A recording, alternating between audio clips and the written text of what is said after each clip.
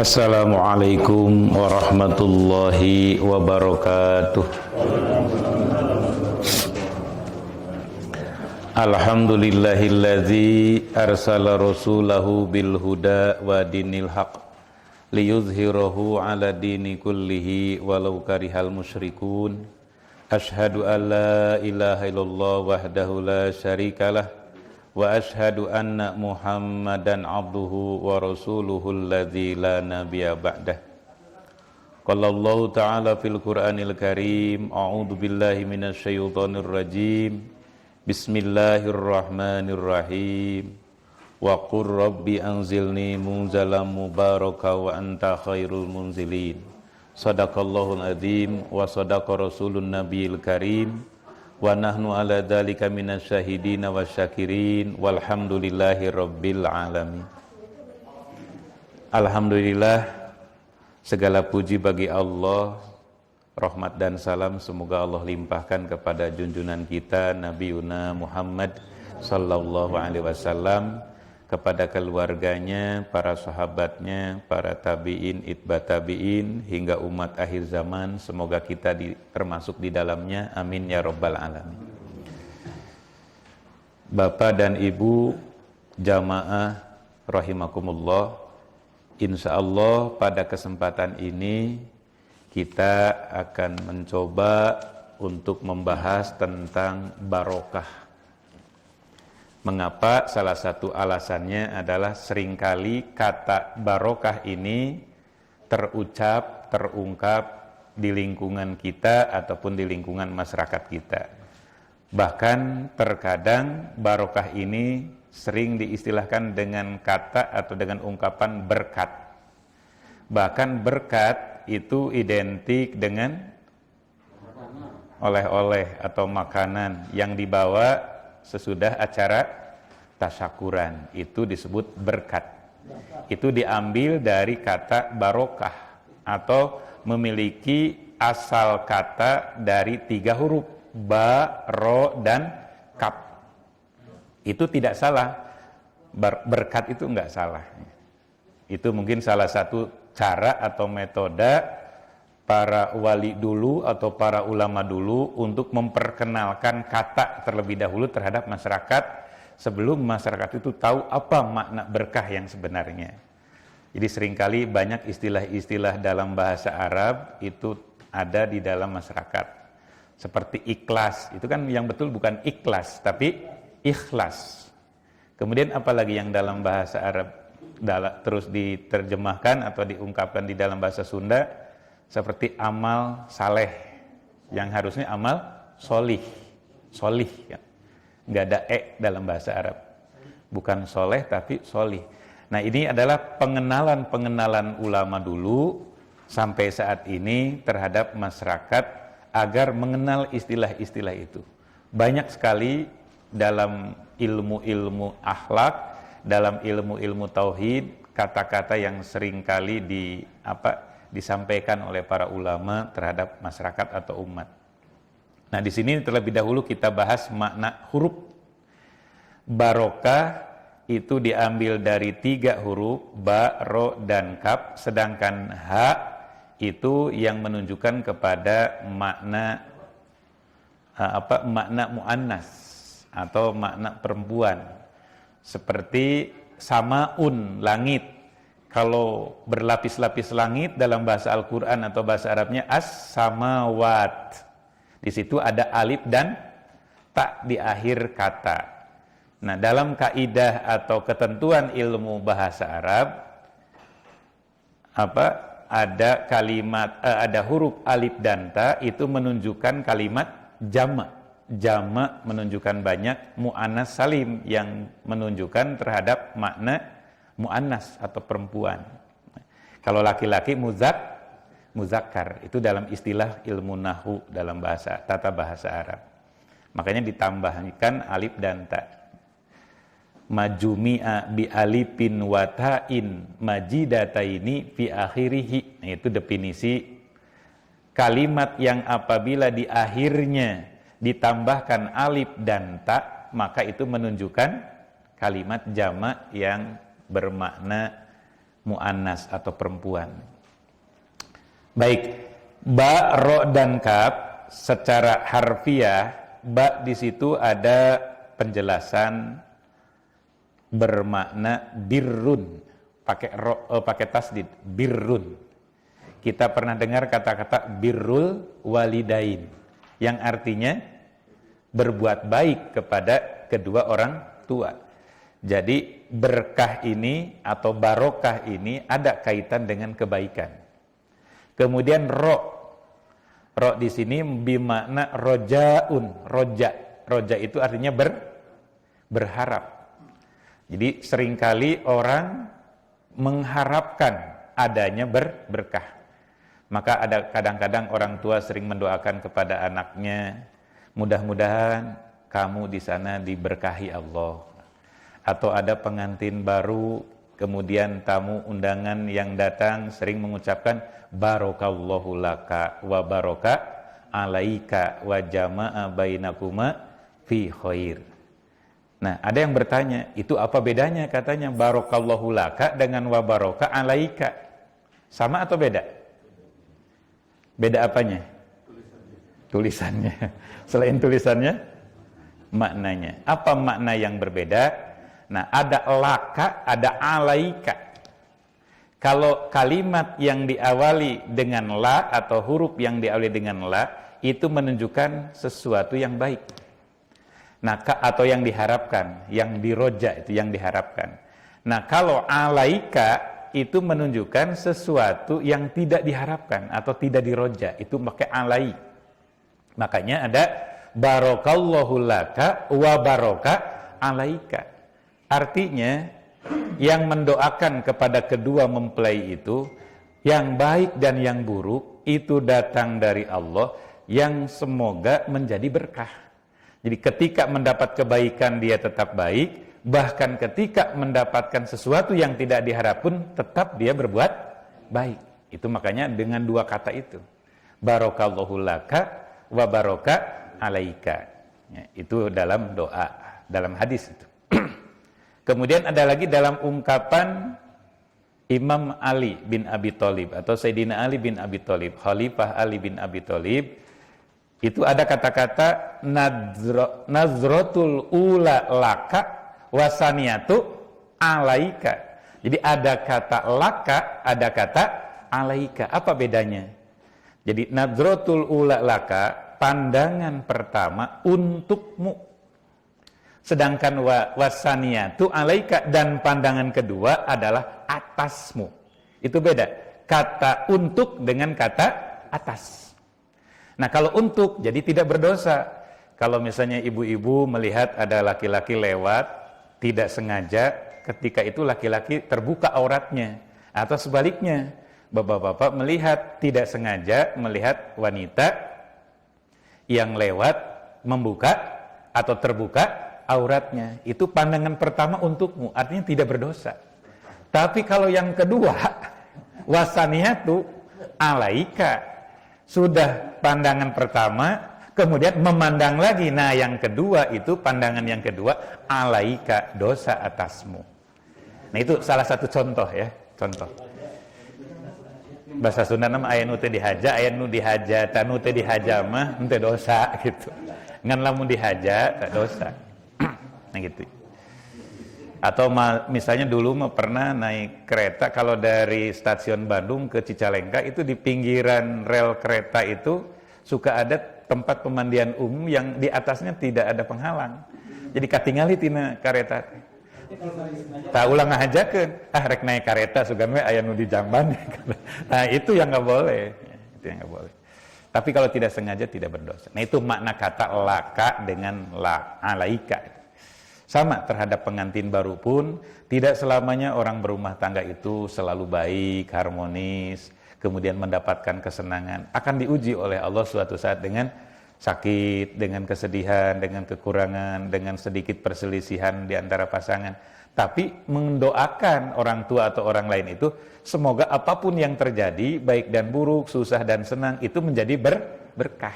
Nah itu maksudnya, barokallahu laka wa baraka alaika. Kemudian wa jama'a bainakuma. Nah, kalah nerangkeun nikah ya teh. Itu mas sebagai contoh saja. Wa jama' bainakuma fi khair. Jadi di antara kedua pasangan ini semuanya ada dalam kebaikan. Itu doa yang sangat indah sekali. Bahkan Rasulullah itu selalu ketika bertemu dengan sahabat, dengan jamaah, dengan siapapun yang kalau yakin mereka muslim, selalu mendoakannya itu dengan mendoa berkah. Istilah kita barakallahu laka atau barakallahu alaika, selalu begitu. Ya Sunda nama mudah-mudahan berkahnya itu selalu terucap dan terungkap di lisan Rasulullah SAW. Maka kita pun mudah-mudahan setelahnya mengenal makna ini, sering-seringlah mengucapkan kata-kata ini, terutama terhadap anak dan keluarga atau sahabat dan teman. Supaya apa? Supaya yang didoakan mendapat barokah Allah, yang mendoakan juga ditambah barokah oleh Allah. Itu salah satu fungsinya. Bahkan saya tambahkan di sini sengaja ada bahasan khusus ini tentang roja. Jadi yang baknya itu apa tadi?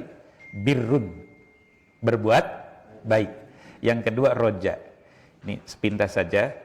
Dalam skema pembahasan tentang roja itu ada makom roja, ada tahqiqoh roja, dan ada al-afatu roja. Dalam makom roja, makom itu tingkatannya. Tingkatan roja itu ada 3 di sini. Dalam kitab Al-Kailani ini. Yang pertama roja us-sawab. Yang kedua roja ul-qorbah. Yang ketiga roja ul-haq. Nah, roja sawab artinya ketika kita berbuat baik, baik itu amal ibadah yang langsung kepada Allah ataupun amal soleh, itu harus ada atau dibarengi, diiringi dengan roja sawab. Mengharapkan pahala dari Allah, mengharapkan kebaikan dari Allah. Kan ada salah satunya ketika niat puasa apa bacaannya? Nawaitu sauma godin an adai fardi syahri ramadhana hadihi sanati imanan wah tisaban lillahi ta'ala.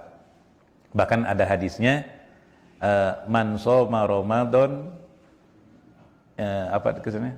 Man shoma ramadan imanan wa ihtisaban ghufira lahu ma taqaddama min dzanbihi. Barang siapa orang berpuasa bulan Ramadan niat atau dasar karena iman dan mengharapkan pahala atau balasan dari Allah. Ini harus digaris bawahi. Dari Allah, bukan dari selain Allah. Dari Allah itu namanya ihtisab atau roja'us sawab. Nah, itu boleh. Bahkan itu tingkatan pertama dalam roja, berharap. Nah, berharap kepada Allah. Bagaimana caranya? Caranya adalah tasdikul wa'di. Jadi meyakini kebenaran adanya janji-janji Allah. Seperti Allah menciptakan surga untuk siapa? U'idat lil muttaqin. Allah menyediakan surga itu u'idat. Disediakan surga itu, diciptakan surga itu, diadakan surga itu lil muttaqin. Bagi orang-orang yang bertakwa. Nah, maka kita roja kepada Allah, berharap kepada Allah untuk dijadikan orang yang bertakwa. Caranya ya kita harus taklim, mengetahui ta'rif, mengetahui apa ciri-ciri orang yang bertakwa, bagaimana cara-cara menjadi orang yang bertakwa. Nah, setelah mengenal ciri dan cara orang yang bertakwa, maka kita terus berusaha melakukannya karena kita yakin bahwa janji Allah itu akan disediakan surga bagi orang yang bertakwa, itu tidak ada keraguan. Maka yang sering kali merusak roja sawab itu adalah keraguan. Bener gitu engketnya di alam kubur teh aya nikmat kubur, maknya jalmi tos jadi tanah bisa hirup deui, jadi ragu. Nah, keraguan itu yang sering kali merusak keyakinan. Bahkan dalam kaidah usul fikih, al-yaqinu la yuzalu bisak. Jadi keyakinan itu tidak bisa digugurkan oleh ragu. Ketika orang ragu berarti tidak yakin. Ketika orang yakin berarti tidak ragu. Maka enggak mungkin bersatu antara keraguan dan keyakinan. Abdi mah yakin lah, tapi aya ragu, berarti tidak yakin. Abdi mah ada ragu, tapi yakin itu bisa. Kalau ragu berarti tidak yakin. Kalau yakin berarti tidak ragu. Karena al-yakinu la yuzalu bisa. Nah, itu salah satu makom atau level atau tingkatan roja itu kita selamanya harus mengharapkan balasan dari Allah. Berupa apa balasan dari Allah itu? Ya salah satunya ingin diberkahi oleh Allah, ingin diberi rahmat oleh Allah, ingin diberi ampunan oleh Allah, ingin diberi ridho oleh Allah. Itulah harapan-harapan. Roja'us sawab. Yang kedua, roja'ul qorbah. Jadi kita ingin berharap kepada Allah itu dengan melakukan ketaatan kepadanya, itu ada kedekatan atau ingin didekati oleh Allah, atau kita sengaja mendekatkan diri kepada Allah. Nah itu dengan cara apa? Tashilut ta'at, artinya mempermudah dalam ketaatan-ketaatan. Jadi bahasa Sunda nama gampil ngalaksanakeun kasayang. Diajak sholat berjamaah, mangga siap. Diajak kerja bakti, ya siap. Jadi mudah gitu. Tidak mempersulit diri dalam melakukan kebaikan. Mudah untuk melakukan ketaatan, ringan rasanya untuk melakukan ketaatan kepada Allah. Nah itu akan mendekatkan dirinya dan akan didekati dirinya oleh Allah. Ayat Qur'annya apa? Yang berkaitan dengan doa itu kan ada. Jadi kalau Muhammad, kalau ada yang bertanya kepadamu tentangku, fa inni qarib, ujibu da'watad da'i ida da'an. Jawab olehmu Muhammad, aku ini dekat kepada orang yang sedang berdoa ketika orang itu berdoa. Makanya kalau kita berdoa atau membaca doa, kita harus pede, kita harus optimis bahwa doa kita itu pasti dikabulkan. Ulah dikabulkan mualnya ngadoa teh tong ragu, sing yakin. Cuma Allah mengabulkannya kadang kita tidak tahu dalam bentuk apa. Yang diminta mungkin sehat, yang datang malah sakit. Yang diminta selamat, yang datang malah kita celaka. Oh berarti doa orang tidak diijabah. Berarti kalau tidak diijabah, bertentangan dong.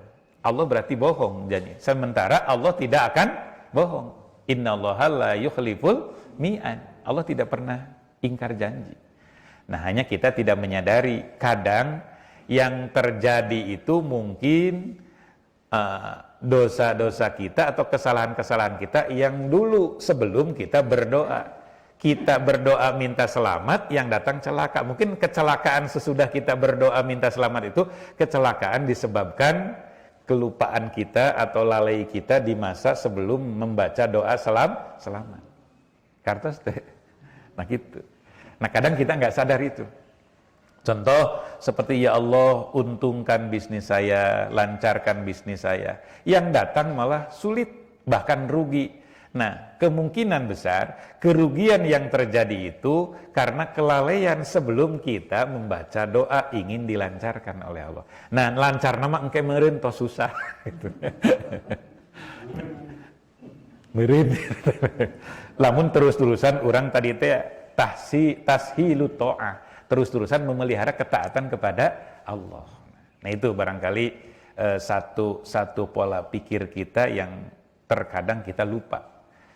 Jadi hoyong nate sae we, padahal urang teh kantos berbuat salah, berbuat lalai, teledor di masa-masa sebelum kita meminta kemudahan kepada Allah. Nah, itulah roja korba. Jadi selalu terus ingin didekati oleh Allah, selalu mendekatkan diri kepada Allah agar ya tadi itu terus. Nah, apa yang merusak ini? Yang merusak berharap mendekatkan diri atau didekati diri oleh Allah itu adalah al-istidraj. Kantos nguping istilah istidraj. Jadi kadang orang itu akan lupa mendekatkan diri kepada Allah ketika dia itu selalu diberi kemudahan oleh Allah, kesehatan, kelancaran. Napikeun ka poho urang geuning tara ibadah oge lancar usaha, si anu manusok ibadah ge geuningan gagal wae. Jadi berarti mending keneh teu ibadah. Jika orang tak akhirnya dia lupa mendekatkan diri kepada Allah karena merasa dirinya ya dilancarkan oleh Allah, dimudahkan oleh Allah. Padahal kelancaran dan kemudahan itu adalah istidraj. Naon atunya bahasa Sunda nama istidraj? Panyungkun gitu nah. Jadi selalu berbuat salah tapi diantar ke hayangna gitu ku Allah. Padahal manehna teh salah gitu. Salah jauh tina taat ke Allah, tapi selalu diberi kemudahan. Itu istidraj. Bahasa preman nama tong waka bunga, tong waka gumede. intinya. Buah-buah engke teh digejeretkeun teh diangkat beuki luhur kayak geus luhur sakalikeun. Mending kene ragrag di lantai hiji mending ragrag di lantai 10. Orang yang taat itu seringkali diberi kesulitan oleh Allah tapi tidak begitu berat. Jadi lamun diangkatnya mah diangkat dengan salantai digubrageun teu pati nyeri teuing. Tapi istijroj terus ku Allah teh diangkat, dimudahkan, diperlancar, geus luhur geuceur. Itu gambaran saja seperti itu. Ya. Nyari raosna mah entong digejeretkeun. wios ngalangkungan tangga sanajan tanggana sanes tangga ieu lip gitu ya. Nah, itu. Naikna berlahan, turunna berlahan tapi selamat. Daripada naik cepet, beuki luhur pan cepet ya. Batur mana bege salantai mah tos sabaraha lantai lip. Tapi cilaka. Nah, jauh atanapi luhur. Nah, itu akibat apa? Istijrod. Ini yang seringkali melupakan orang dalam mendekatkan diri kepada Allah.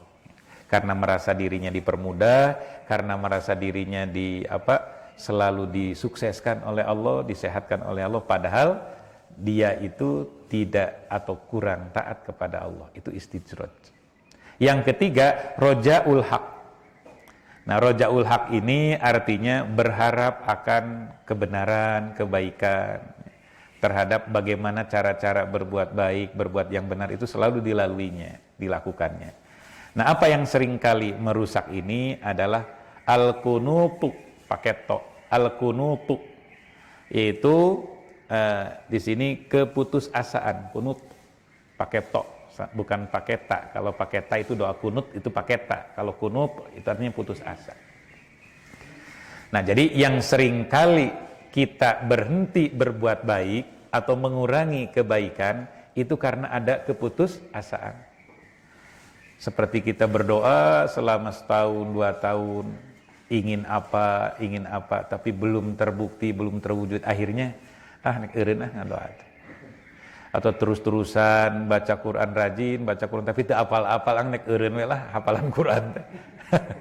Teu bisa-bisa.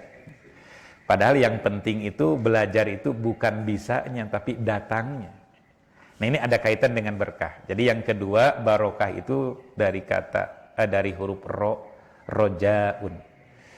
Ya, berharap. Ya, kita bekerja berharap mendapatkan penghasilan, kita belajar berharap mendapatkan ilmu yang manfaat, kita menjaga kesehatan ya berharap agar jiwa kita sehat, badan kita sehat dan seterusnya. Yang ketiga, barokah itu hurufnya apa? Kaf. Kaf itu karomun atau karimun. Ari karimun juga merek mobilnya. Karomun adalah mulia, kemuliaan. Ya. Jadi dengan berharap barokah atau orang mendapatkan barokah itu cirinya salah satunya adalah orang itu mulia. Ya. Mulia akhlaknya, mulia ucapannya, mulia perasaannya, mulia hatinya, mulia keluarganya dan seterusnya. Itu ada kemuliaan. Nah, itu ciri berkah. Nah, maka di sini keberkahan itu banyak sekali bukti-bukti atau contoh-contoh yang ada dalam fotokopian ini atau tulisan ini. Di antaranya kelahiran seorang bayi juga itu mendatangkan berkah. Salah satu contoh di sini ada ketika Rasulullah SAW masih bayi. Oh ya, ada makna lagi ya di sini ada.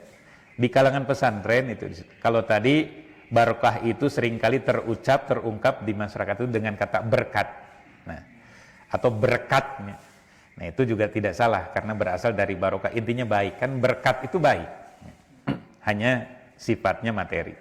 Nah, kemudian di kalangan pesantren atau para santri, para kiai seringkali mengartikan barokah itu dengan jalbul khair atau ziyadatul khair. Kalau jalbul khair artinya sesuatu yang dapat membawa kebaikan. Kalau ziyadatul khair itu tidak tertulis di sini. Ziyadah itu bertambah. Ziyadatul khair bertambah baik. Jadi sebelumnya kurang baik, sesudah melakukan sesuatu dia bertambah baik. Berarti kebaikannya dia itu barokah, bertambah. Lamun berat badan mah barokah. Jadi bertambah berat badannya. Atau bertambah ini. Jadi barokah namanya, sanes barokah, barokah. Ketika bayi Muhammad SAW lahir, ia disusui oleh seorang ibu dari Bani Sa'ad bernama Halimatu Sa'diyah. Bani Sa'ad adalah salah satu marga dari suku Quraisy di Mekah. Sebelum kehadiran bayi Muhammad SAW, kondisi kehidupan Bani Sa'ad dalam keadaan paceklik yang tergambarkan pada kurusnya binatang ternak. Duka ayeuna tadi kebun binatang cacan ngalongok, duka lalintuh kene, duka atas baregang. Ya, dapat ceklik kene. Bujeng-bujeng kanggo sato, kanggo jalannya oge kakirangan. Nah dulu Bani Sa'ad itu dalam kondisi seperti itu. Kemudian keringnya kantong susu, ketidaksuburan tanah, dan minimnya hasil tanaman. Setelah kelahiran Rasulullah SAW, dibawa oleh Halimatu Sa'diyah ke kampung Bani Sa'ad. Nah kemudian itu ada keanehan, ada keistimewaan. Nah itulah yang disebut dengan irhas. Jadi irhas itu keistimewaan yang diberikan kepada calon nabi atau calon rasul, bukan calon wali kota, calon rasul. Nah, kebaikan, keistimewaan, kelebihan yang diberikan kepada calon nabi atau calon rasul itu disebut irhas. Nah, kalau sudah jadi rasul, sudah jadi nabi, masih diberi oleh Allah keistimewaan, itu disebut mukjizah atau mukjizat. Nah, bagaimana kalau bukan rasul, bukan nabi, tapi seringkali kita melihat ada orang yang istimewa, diberikan keistimewaan oleh Allah. Itu namanya ma'unah. Ma'unah kalau orang-orang biasa. Tapi kalau di kalangan orang-orang alim, orang-orang ulama, ahli amal, ahli zikir, itu mendapatkan kelebihan-kelebihan, itu disebutnya karomah. Karomah atau kita sering menyebutnya keramat. Keramat atau karomat itu diambil dari akar kata karomah yang tadi itu. Berarti dia diberikan keberkahan. Seperti kita dengar dulu banyak ulama-ulama yang menjadi pahlawan. Seperti Pangeran Diponegoro, itu seorang ulama, seorang kiai, ulama besar. Beliau diberi kelebihan oleh Allah. Itu bisa jadi disebut ma'unah. Ma'unah itu pertolongan Allah, bisa juga disebut karomah, kemuliaan yang diberikan oleh Allah. Nah, apakah kita mungkin mendapat itu? Sangat mungkin. Sangat mungkin, bahkan bisa jadi pasti. Kalau kita beramal soleh, beriman dengan penuh keyakinan, terus berusaha meningkatkan ketakwaan, kita akan diberi ma'unah oleh pertolongan. Menurut prediksi orang lain, orang itu akan celaka tapi selamat. Menurut prediksi orang banyak, dia itu akan rugi tapi dia beruntung. Itulah yang disebut dengan ma'unah. Ma'unah. Nah, di sini ada irhas, keistimewaan yang diberikan kepada Rasulullah Muhammad SAW ketika masih bayi pun itu mendapatkan pengaruh yang baik. Itulah berkah, mendapatkan pengaruh yang baik di lingkungan Bani Sa'ad.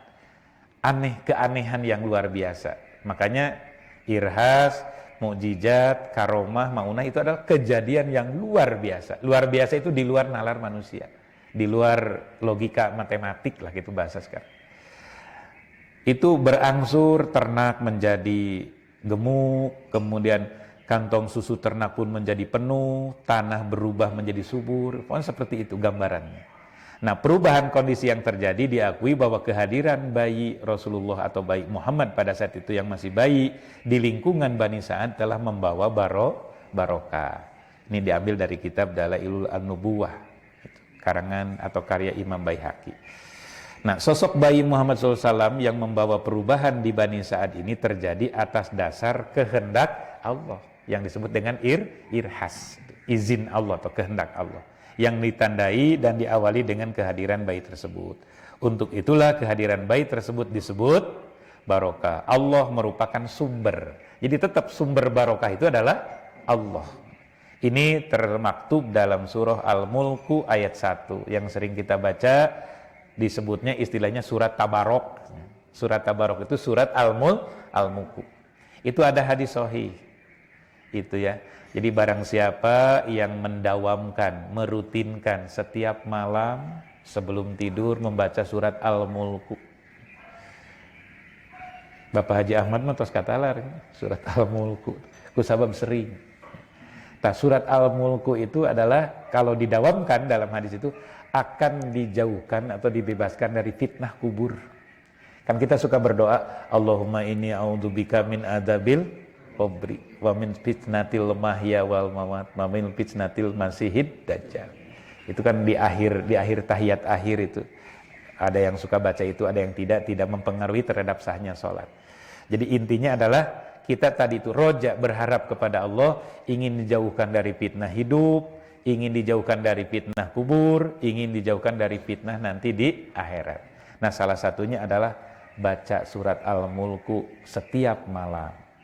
Akan dijauhkan dari fitnah kubur.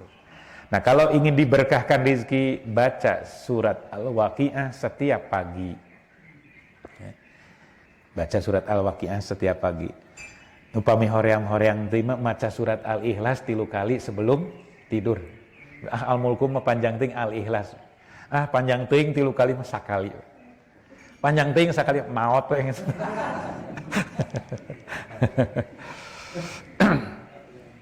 Hari umur hayang panjang, hari bacaan hayang pondok. Hari rizki hayang barokah, hari maca Quran hoream. Nah, itulah manusia.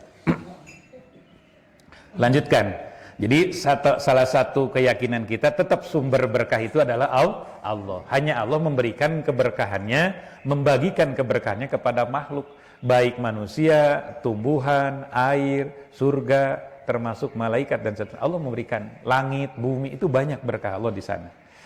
Nah, juga berkah Allah terdapat pada kitab-kitab Allah. Kalau dulu ada Jabur, ada Taurat, ada Injil, dan kita kebagian kitab Al-Quran. Nah, di dalam Al-Quran itu banyak barokah Allah. Artinya barang siapa yang memegang, membuka, membaca, menghafal, apalagi mengamalkan, itu akan mendapatkan berkah. Ini buktinya di dalam surah Al-An'am ayat 155. Wa hadza kitabun anzalnahu mubarakun fattabi'uhu wattaqu la'allakum turhamun. Dan Allah itu adalah dan Al-Quran itu adalah kitab yang kami turunkan, yang diberkahi, maka ikutilah dia itu Al-Quran, tuntunan Al-Quran, dan bertakwalah agar kamu diberi rahmat itu ya kasih sayang Allah. Dalam Al-Quran banyak contoh makhluk-makhluk Allah yang dianugerahi barokah, diantaranya tempat. Itu banyak tempat yang diberkahi oleh Allah.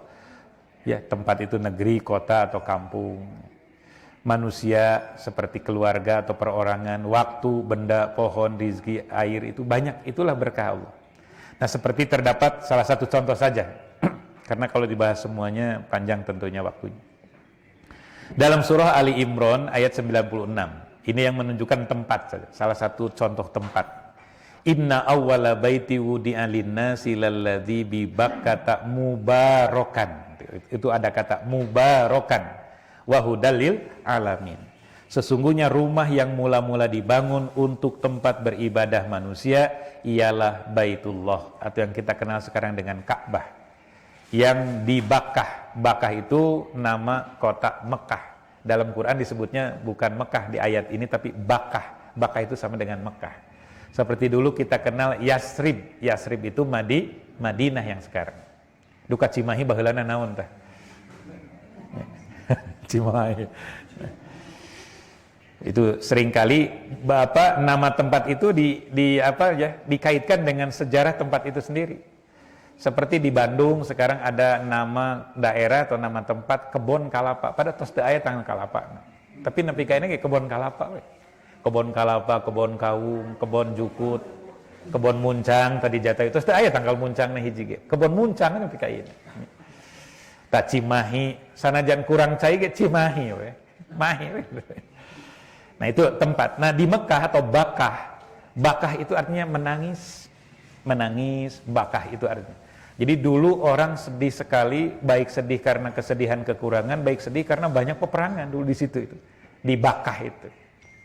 Ada lagi Bakkah itu artinya air mata. Bakkah itu air mata. Atau Bakkah itu artinya lembah. Kan itu lembah itu, Ka'bah itu artinya di lembah. Antara Bukit Sofa, Bukit Marwah, kemudian ada bukit-bukit yang sekarang mah jadi hotel-hotel, jadi bukit-bukit kecil. Nah, itu adanya bahasa Sunda nama lengkob, lembah. Bakkah itu lengkob. Nah, maka Bakkah diartikan sedih karena memang banyak orang yang sedih ya datang ke sana. Kalau dulu sampai saat ini mungkin sedihnya karena merasa dirinya banyak dosa, maka datanglah ke Baitullah, mohon ampunan Allah.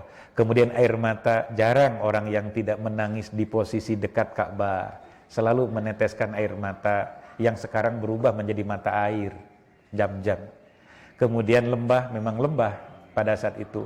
Bahkan Rasulullah Nabi Ibrahim alaihissalam pada saat itu terjadi harus meninggalkan istri dan anaknya yang masih bayi. Itu juga kan sedih sekali Siti Hajar dengan seorang bayi ditinggalkan oleh ayahnya atau suaminya yang tanpa diberi bekal atau tanpa bekal yang banyak, karena memang di sana sangat kering sekali, tidak ada sumber makanan, tidak ada sumber air, apalagi manusia jarang sekali. Mungkin pada saat itu duka tos aya duka teu acan, duaan we Siti Hajar teh sareng orok nyata Ismail alaihissalam. Nah maka disebutlah Bakkah. Nah, tapi sok sanaos kering, kerontang, gitu ya, gurun pasir dan penuh dengan ya segala kekurangan, Allah berkahi. Allah berkahi. Nah itulah alaika. Jadi sanaos kakirangan, tetep Siti Hajar taat ke Allah, itu berkah. Jadi kan banyak orang yang ketika kaya diuji oleh Allah dia taat, begitu diuji dengan kekurangan dia berkurang ketaatannya. Nah Siti Hajar, para nabi, para rasul istiqomah. Ketika susah tetap taat, apalagi ketika sedang senang. Nah itulah berkah. Jadi kota Mekah sampai sekarang diberkahi oleh Allah. Kemudian itu dalam tempatnya, tempat atau kota. Nah sekarang contoh keluarga. Keluarga yang berisikan doa. Di sini ada surat apa itu? Al-Mu'minun ayat 29. Allah berfirman, wa qul rabbi anzilni munzalam mubarakan wa anta khairul munzilin. Nah ulama-ulama dulu menganjurkan kepada santri-santrinya baca ayat ini ketika mau mandi, ketika mau masak, ketika mau bepergian, mau apa saja melakukan kebaikan. Supaya apa? Ya Allah itu menurunkan keberkahan. Puntennya kapungkur mas sepuh kapungkur, ibu-ibu kapungkur, bari ya teteh nanti ngabersihan beas teh, ngisikan nanti. Nah gitu. Itu selalu membaca ini. Ya, dulu punini gitu nenek sering terdengar baca doa ini. Sekarang oh itu tina Al-Qur'an, panginten ti guru nang. Robi angjilni munjala mubaraka wa anta khairul munjilin, bari ngabersihan beas. Mungkin ibu-ibu atau kita bapak-bapak juga bisa sambil cuci piring, sambil cuci pakaian. Tapi tong tarik teuing, tong tarik. Komo gogorokan jika nu ambek. Supaya ka kuping ku carogena. Allah Rabbi anjilni. Itu doa isinya. Apa artinya? Waqul, dan berdoalah. Rabbi anzilni, ya Tuhanku, atau ya Allah Tuhanku, anzilni, tempatkanlah aku, turunkanlah aku. Munzalan, pada satu tempat mubarakan yang penuh berkah. Wa anta, dan sesungguhnya engkau khairul munjilin, sebaik-baik yang memberi tempat atau yang menurunkan tempat, menurunkan di suatu tempat. Nah itu doa. Kemudian yang terakhir surat Qaf ayat 9, ini adalah terhadap benda. Jadi ada terhadap tempat, ada terhadap manusia, ada terhadap benda. Nah salah satu benda atau makhluk Allah yang berupa benda adalah air. Di sini Allah menyebutkan dalam surat Qaf ayat 9, wa nazzalna minas sama'i ma'an mubarakan. Dan kami telah menurunkan dari langit, minas sama'i, dari langit, ma'an, air. Air apa namanya? Hujan.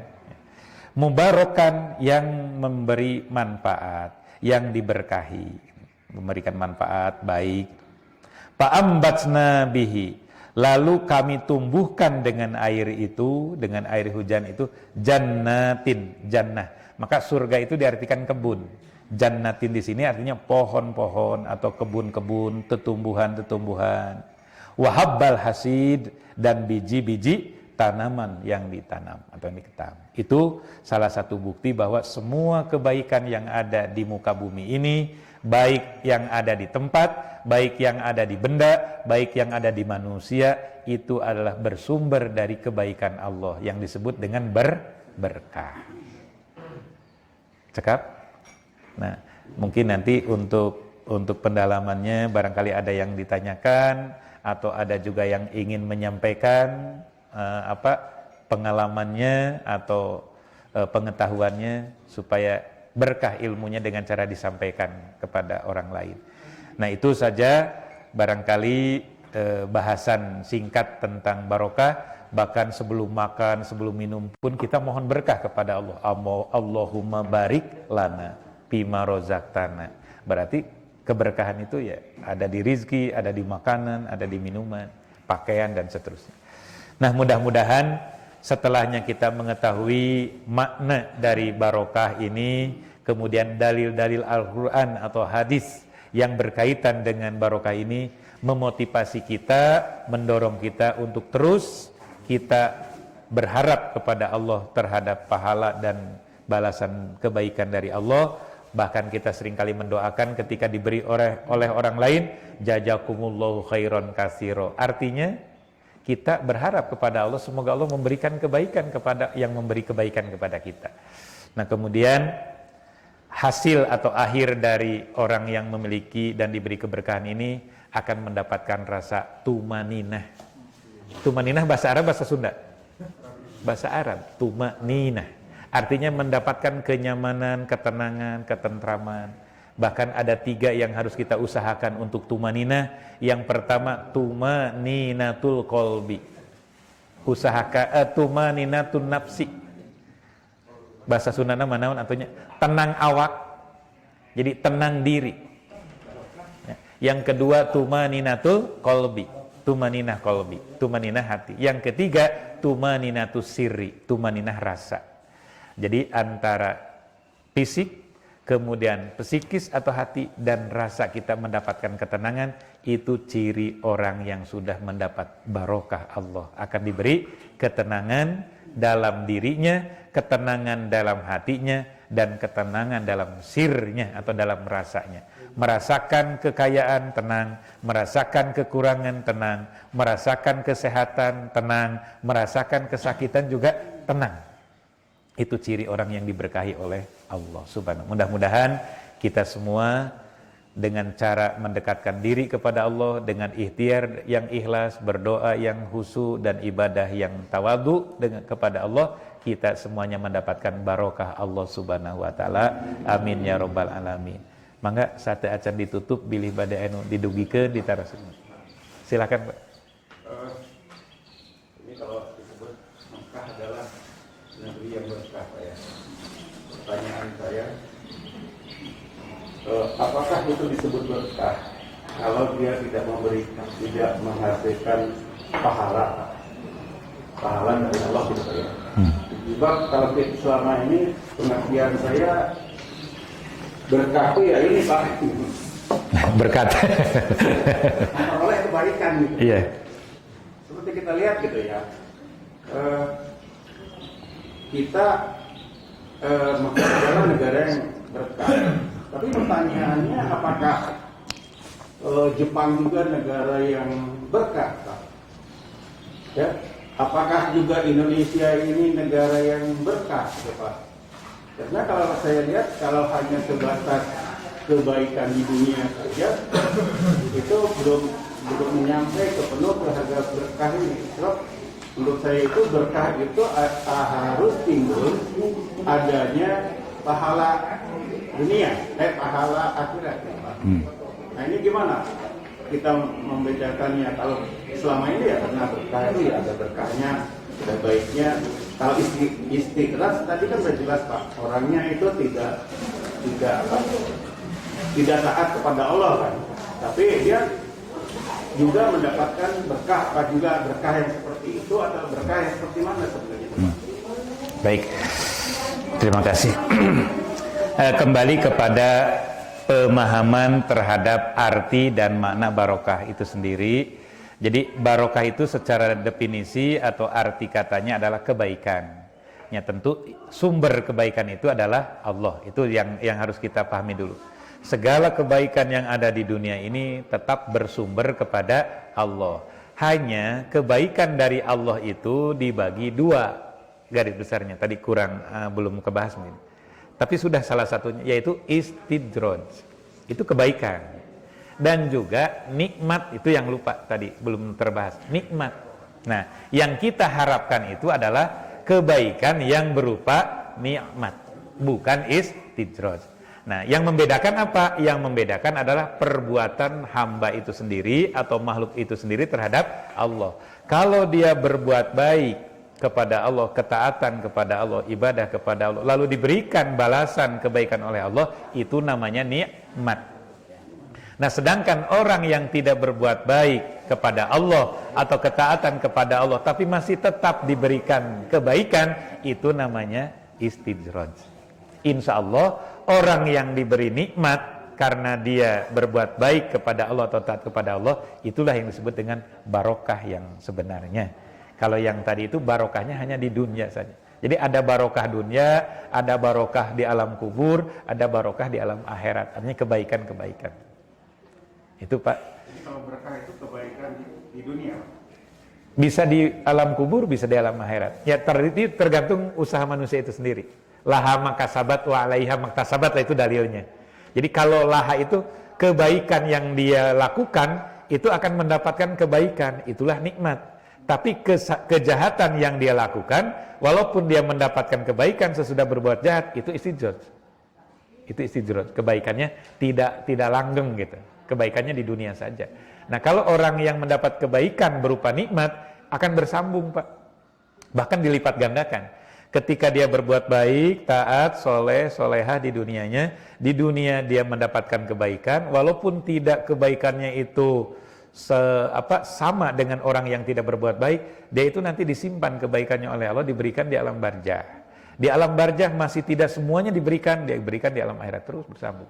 Makanya bahasanya seperti harta yang diberikan oleh orang yang kaya atau oleh orang yang mujaki kepada mustahik zakat, itu istilahnya menitipkan. Orang yang mengeluarkannya memberikan, pada dasarnya Allah menyuruh menitipkan. Sebab apa? Itu hak Allah. Hak Allah itu. Jadi misalnya yang 2,5% itu hak Allah, bukan hak fakir miskin, hak Allah itu. Hanya Allah tidak butuh harta. Makanya Allah titipkan harta itu kepada mustahik. Nanti akan aku berikan lagi kepadamu, gitulah lamun upami diobrolkeun mah. Jadi sekarang seolah-olah kita menitipkan harta kita yang 2,5% di mustahik. Nanti oleh Allah disimpan. Pahalanya, balasannya akan diberikan lagi kepada kita nanti.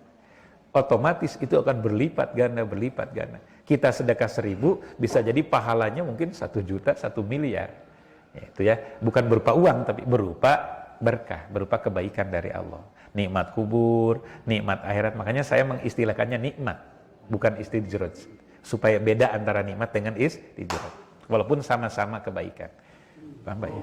Dengan contoh negara tadi gimana Pak? Nah, Indonesia ini negara yang ya sama. atau Jepang itu? Ya, kembali kepada warganya. Kalau kita bicara negara, tidak perorangan, tidak golongan, tapi warga negara.